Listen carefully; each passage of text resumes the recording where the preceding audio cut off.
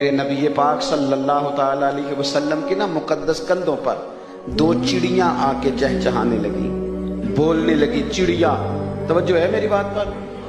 خدا را ان چیزوں کو صرف تقریر نہ سمجھا کرو، اس کی گہرائی میں بھی اترو۔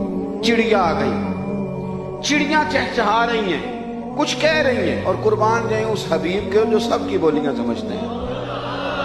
چڑیاں بول رہی ہیں تو محبوب کریم نے نظر اٹھائی، جلدی سے فرمایا ان کے بچے کون لے آیا ہے؟ کون گھونسلے سے بچے اٹھا لایا؟ یا رسول اللہ صلی اللہ تعالی علیہ وسلم، یہ مجھے پسند آ گئے تھے، میں گزر رہا تھا، میں لے آیا ہوں۔ تو محبوب فرمانے لگے تمہیں پتہ ہے بچے ماں سے جدا ہوں تو ماں کو تکلیف ہوتی ہے، واپس پہنچاؤ اس کے بچے۔ میں اکثر کہتا ہوں اپنے ادارے کے مدرسین سے، میں کہتا ہوں بچے جدا نہیں کر سکتی، لیکن تمہیں دے جاتی ہے کہ اسے رسول اللہ کا غلام بنا دو۔ اس کا ایک منٹ ضائع نہ کرنا، ایک لمحہ اس کا ضائع نہ ہونے پائے۔ کس طرح اس نے اپنے سینے سے اتار کے تمہیں دیا ہے۔ آستانے پہ جب کوئی شخص آتا ہے تو وہ کس مشکل میں آتا ہے، ایک منٹ نہ اس کا ضائع۔ یہ کوئی کھوکھا ہے چائے کا کہ پہلے استاد کام نہیں سکھائے گا، 6 ماہ چائے پلائیں، پھر اس کے بعد فلانا کام کریں، پھر فلانا کام کریں، اور جناب طریقت کے نام پر ہم یہ بہانہ بنائیں کہ یہاں تو بڑا ٹائم لگتا ہے جی، منزل بڑی اوکھی ہے۔ آپ نے کتنا ٹائم لگایا آپ ہی بتائیں نا۔ یہ صرف دوسروں کے لیے ٹائم ہے؟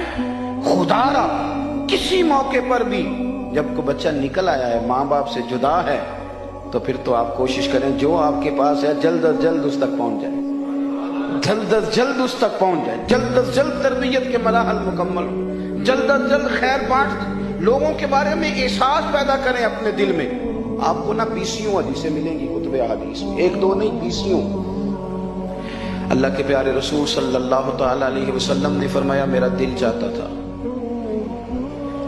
جب میرا اور آپ کا کسی کام کو دل چاہے تو پھر ہم نہیں کرتے۔ حضور فرماتے ہیں میرا دل چاہتا تھا میرا کہ ہر وضو کے ساتھ مسواک ضروری قرار دے دوں، لیکن تمہیں تکلیف ہوگی لہذا میں اسے ضروری قرار نہیں دیتا۔ دل میرا چاہتا تھا کہ امت پر تہجد کی نماز ضروری قرار دے دوں، لیکن میں نے اپنی چاہت نہیں دیکھی، تمہاری نیند دیکھی ہے۔ محبوب تو یہاں تک فرماتے ہیں کہ میں نماز پڑھا رہا ہوتا ہوں، قرات کر رہا ہوتا ہوں، قرآن پڑھ رہا ہوتا ہوں، عبادت اللہ کی، تلاوت ہو رہی اللہ کے قرآن کی، اور حضور فرماتے ہیں صفوں میں کوئی بچہ رو پڑتا ہے تو میں نماز مختصر کر دیتا ہوں۔ میں نماز مختصر، اذان تو نہیں ہو رہی، اذان سنی، نماز کو مختصر فرما دیتے۔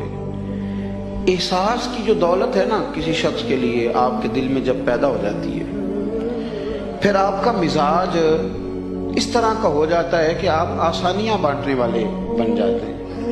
وجود اس طرح محسوس ہوتا ہے کہ یہ نفع بخش ہو گیا ہے لوگوں کے لیے۔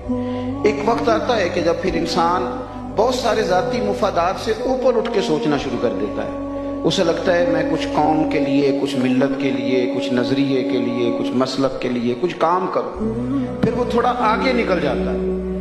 جب تک انسان سطحی سوچ میں رہتا ہے نا، میری بات پر توجہ فرمائیں، امام غزالی فرمایا کرتے تھے کہ تو بانٹنے کا شوق پیدا کر،